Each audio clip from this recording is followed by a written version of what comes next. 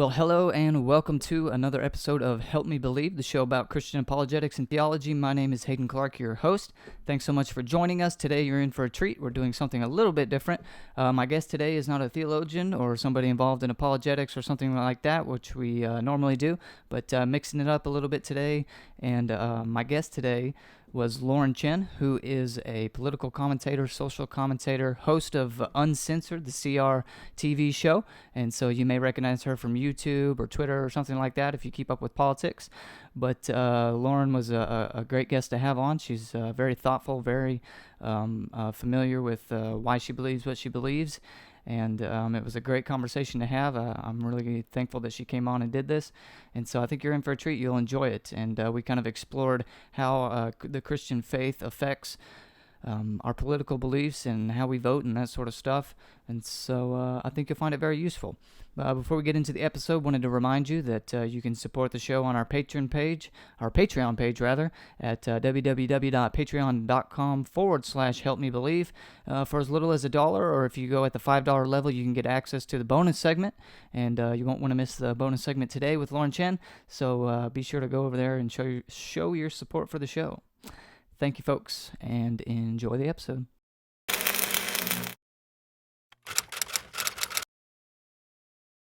Well, hello, and welcome to Help Me Believe, the show about Christian apologetics and theology. My name's Hayden Clark, your host, and I'm excited to introduce somebody a little different today. I know we normally have a theologian or philosopher or somebody like that on, but today I wanted to mix things up. We have political commentator and YouTube star Lauren Chen. Lauren, how are you doing today? I'm great. Thank you so much for having me on. Yeah, I appreciate you coming on as well.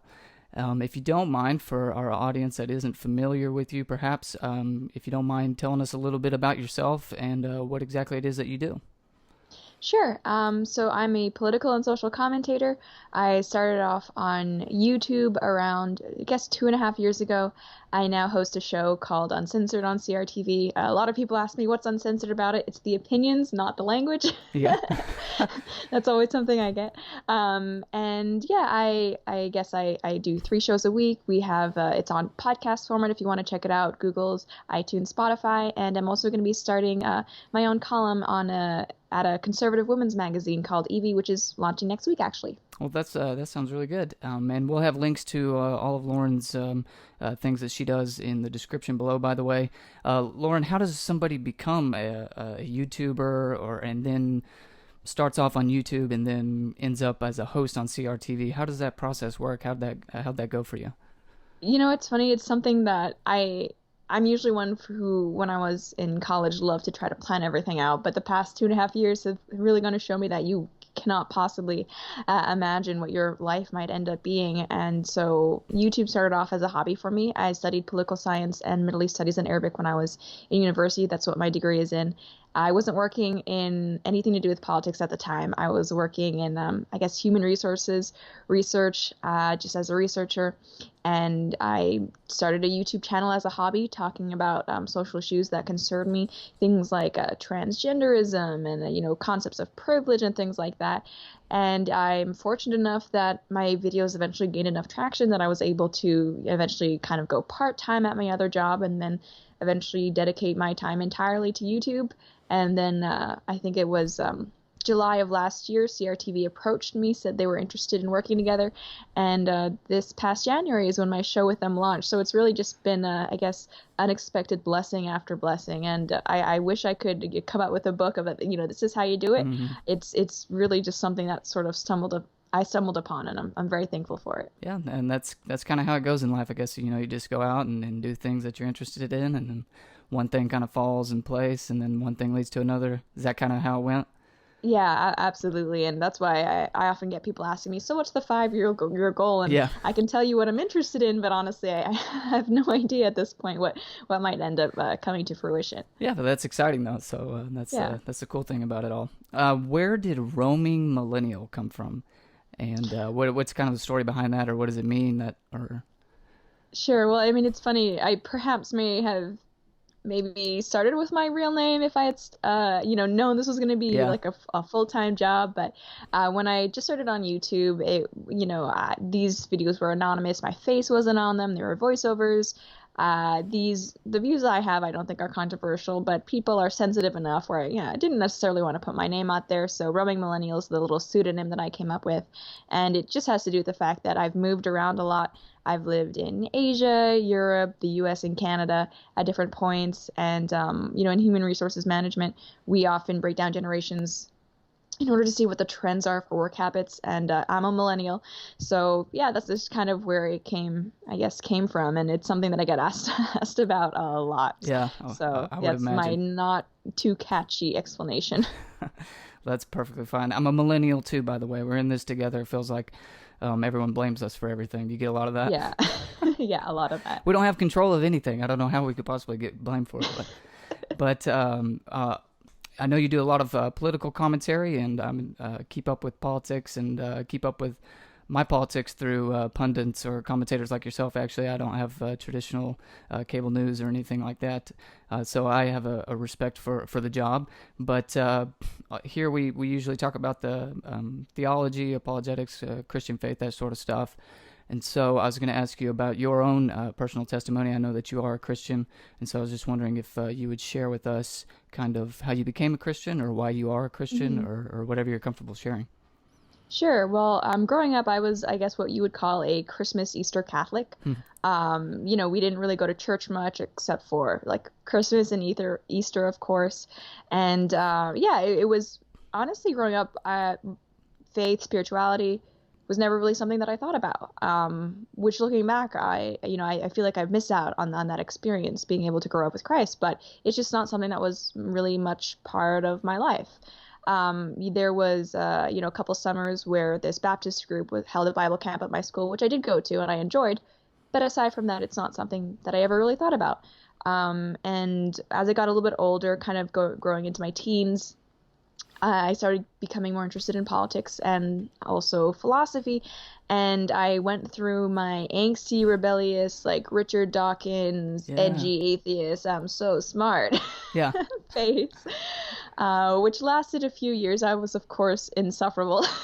So I do time. want to interject there. So you would have called yourself an atheist at that point then?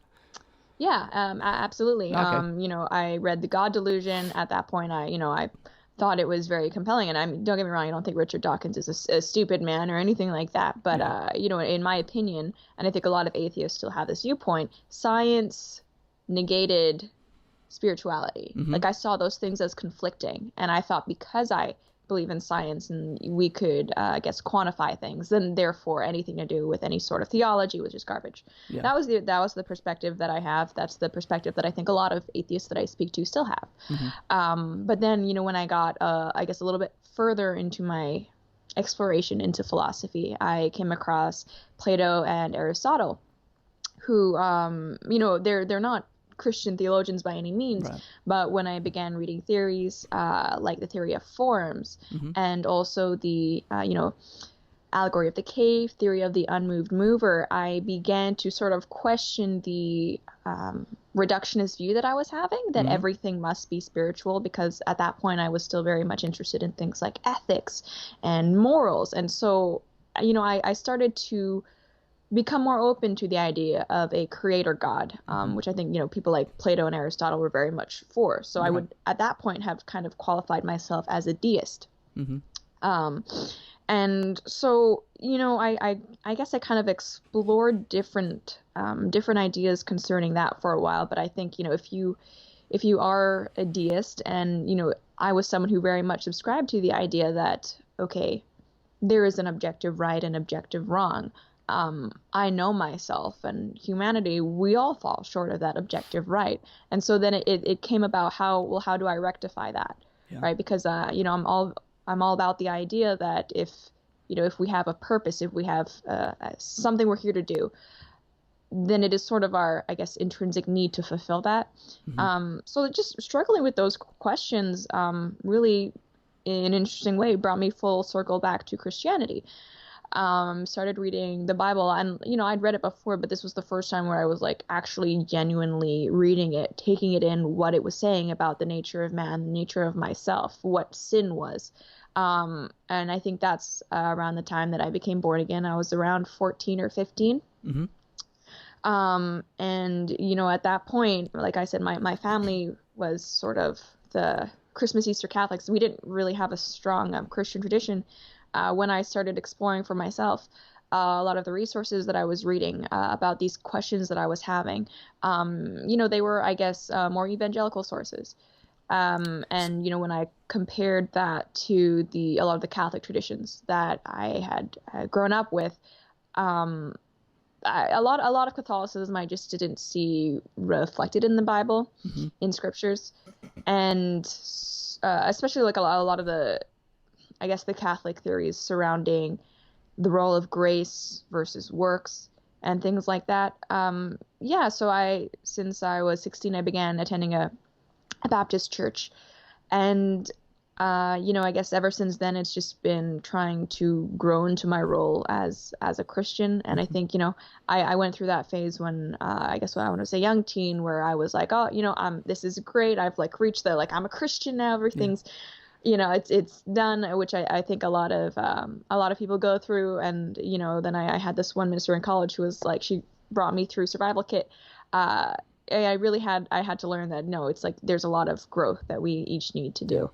So it's just been, I guess, me trying to work with that, trying to find how I can best serve as a Christian, because it's funny, I talk about politics a lot, but if you were to ask me what's the most important thing someone can bring to the table, what's the most important thing we as humans can do, it's absolutely to follow Christ. Mm-hmm. I don't at all think that I have the gift to be I guess do apologetics full time. I don't have that talent. That's why I admire theologians and philosophers who do. I think it's such important work. So I guess it's just me trying to serve the best way I can. Well, that's probably the strongest form of apologetic that there could be. What an amazing testimony. Thank you for sharing. Now, you said that this happened when you were like 15, 16, somewhere in there. Mm-hmm. So you're telling me a young teenager is reading Plato and Aristotle? Yeah, and I have an older brother who's very much into philosophy. He Mm-hmm. reads, Herodotus and everything. So he's the one who kind of, I guess, brought that upon me. Yeah.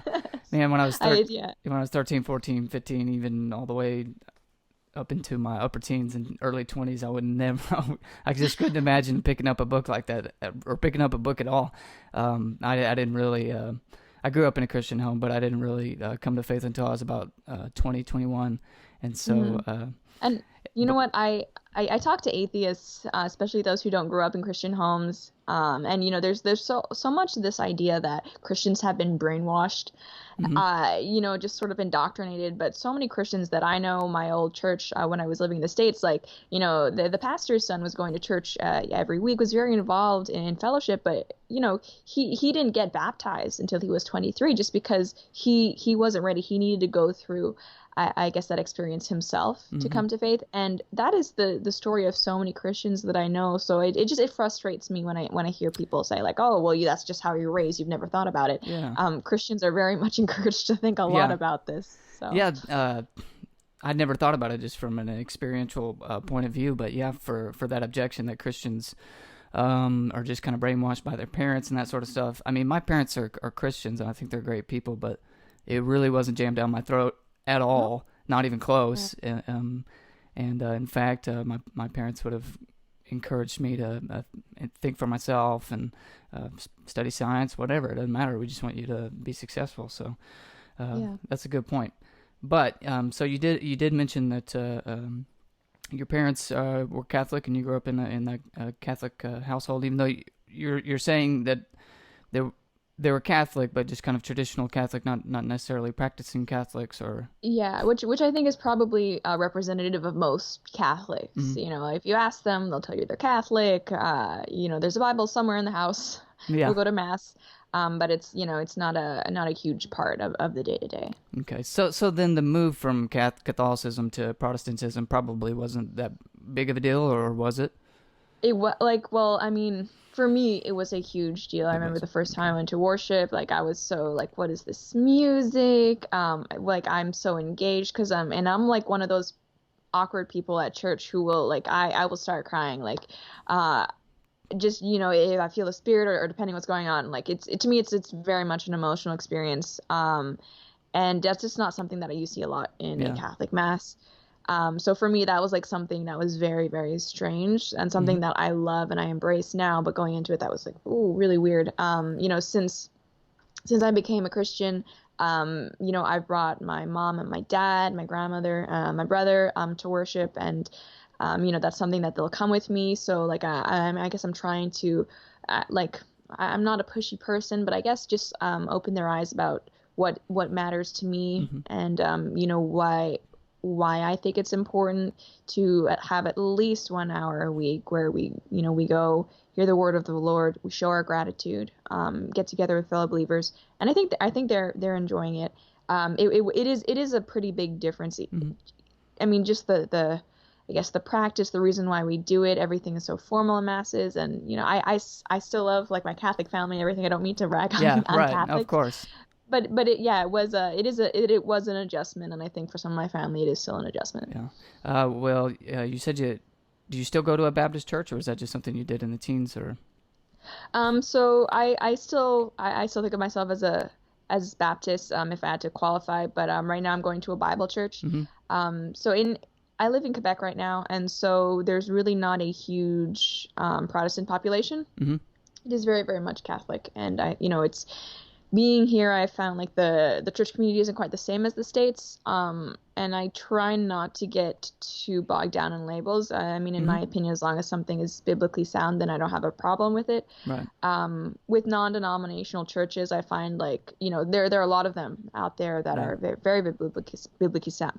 But then you go to some and it's like, oh wow, that's where's that coming from? It's really comes down to that individual church. I go to a Bible church as well, and grew up Baptist. I've even served in a Baptist church in a couple different ways. But us Baptists, I'm not going to a Baptist church right now, but like yourself, I would consider myself that's probably most aligning with my theology if I had to qualify it like that.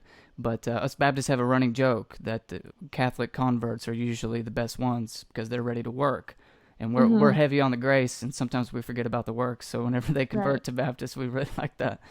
But how has your Christian faith influenced how you commentate on political and social issues?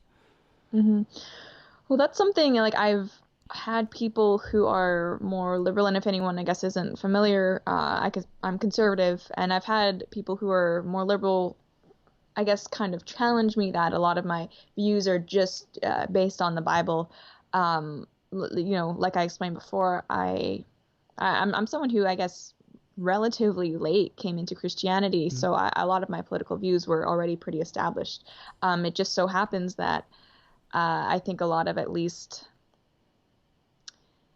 how I live my life as an individual very much, I think, is related to, I guess, my faith and, just trying to grow in that relationship with Christ.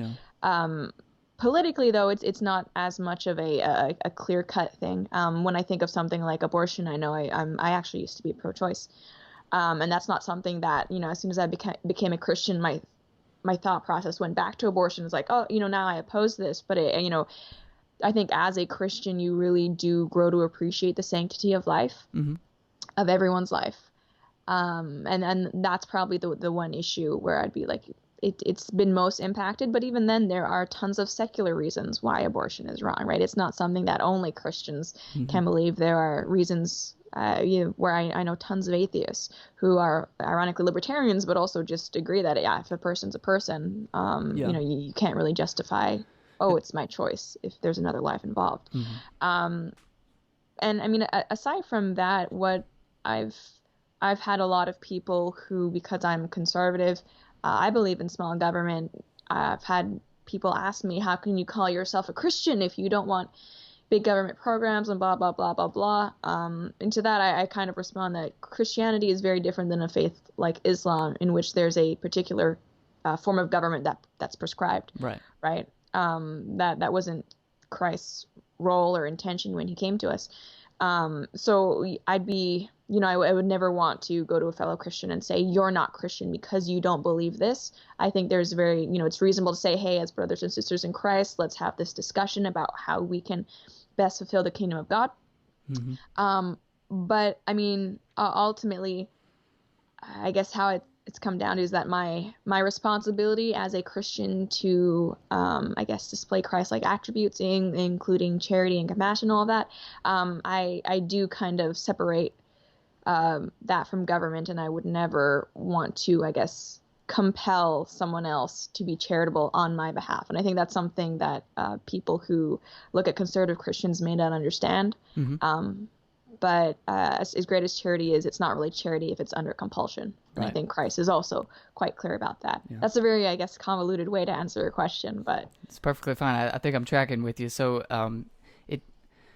you're not taking your religious beliefs and then I mean, they obviously affect you as an individual, and then you as an individual vote and have this commentary and these opinions, but you're not saying this is in the Bible, therefore it has to be a law.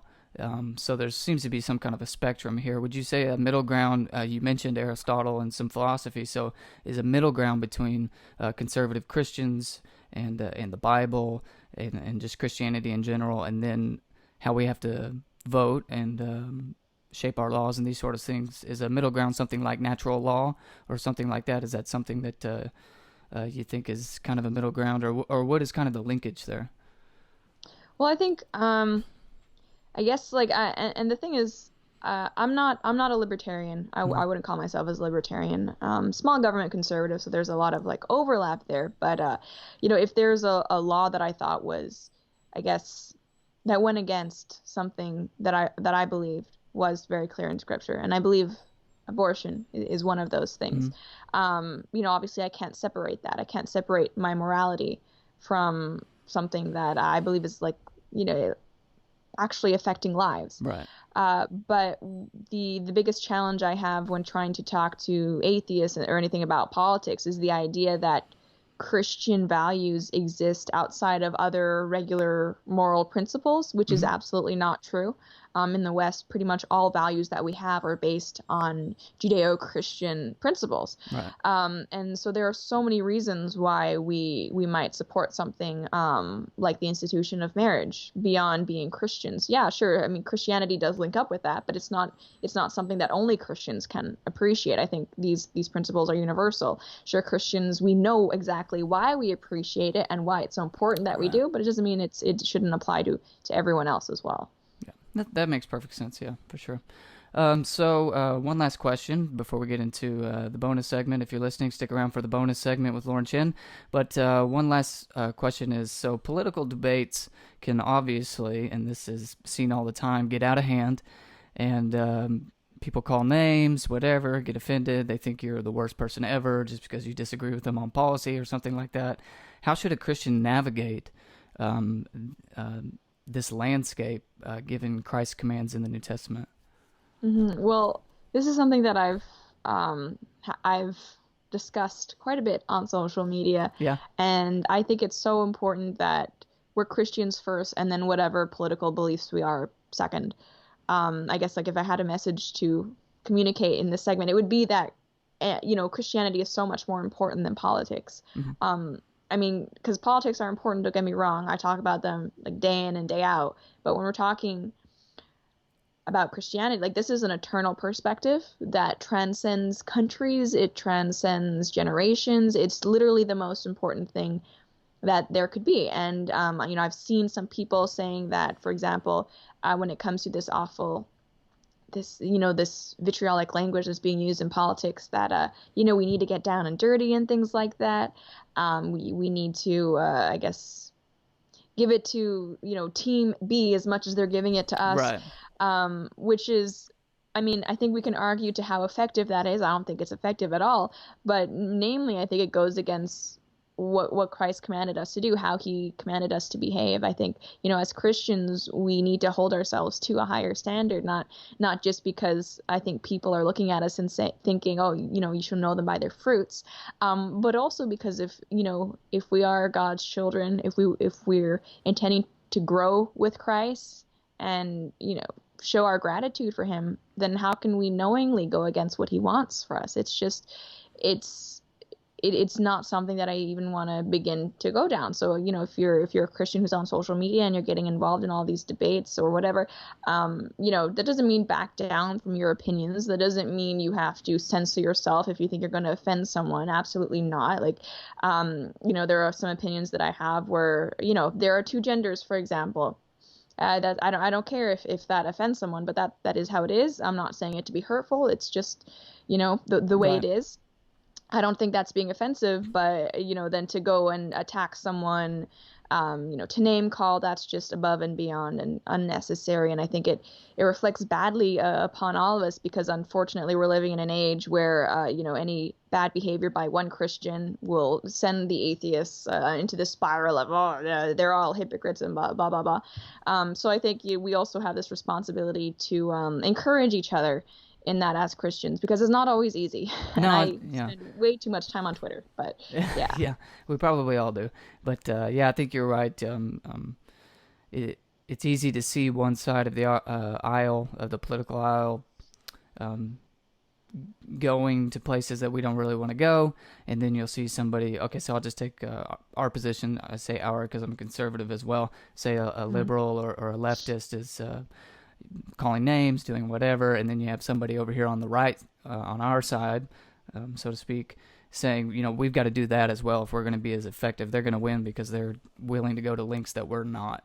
And so, are you saying we definitely shouldn't follow them into those Right. areas? Yeah. Right. And not just because it's not effective, but because it's I guess it's unchristian behavior. And I mean, just as this is kind of an observation that I've been, I guess, appreciating more and more lately. But when I look at a lot of the people who are so lost politically, who end up going into these, extremist movements, with these people who are, I guess, like Antifa, in mass riots and protests, I very much think that it's, at least in some part, because they are searching and unfulfilled in their spiritual lives. Mm-hmm. And I think, politically, I can obviously talk about why they're wrong, communism, blah, blah, blah, blah, blah, blah. But I think, like, as Christians, we have an even bigger responsibility to say, like, politics and all that. But what if there was something even more and even greater that you could dedicate yourself to? And, all the problems you see in society, they're right. This brokenness that a lot of people complain about when they see in society. Yeah, you're absolutely right.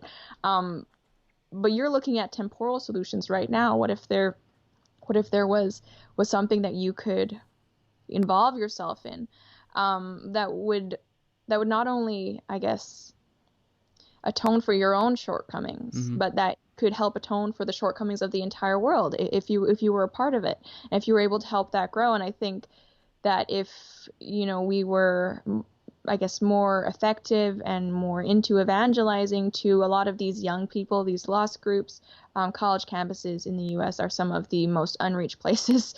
Right. It's ridiculous. And I think, if these people had that, I guess, the type of assurance that Christ can offer people, they wouldn't be looking into all of these radical political ideologies. So it's sort of I don't know if you follow Jordan Peterson, but he talks about, if everyone would get themselves in order, we wouldn't have so many political problems. Right. That's something that I'm seeing more and more and more. And, just so happens that when I look at church, or the people that I know who are, I guess, in really good places in their relationship with Christ, it so happens, none of them are having any like extremist political views. They're not out rioting, mobbing, and everything like that. And I think that there's a reason, because they don't feel that sense of hopelessness that I think is very easy to engulf people if you're I guess, looking at the world and you're not seeing any answers. Yeah. Well, this has been a very informative and encouraging conversation. I really enjoyed it. Thanks so much for coming on. I'll have to do it again sometime. But Lauren, thanks so much, and I do appreciate you coming on. For sure. Thanks for having me. Thanks so much for watching. Don't go anywhere just yet. Be sure to click on the link below for the 5 more minute bonus segment with Lauren Chen, and become a supporter of the show and show your support in that way. We greatly appreciate it, guys. If you enjoyed the show, be sure to hit the subscribe button on YouTube or wherever you get your podcast from. Guys, thanks so much for watching, and we'll see you next time.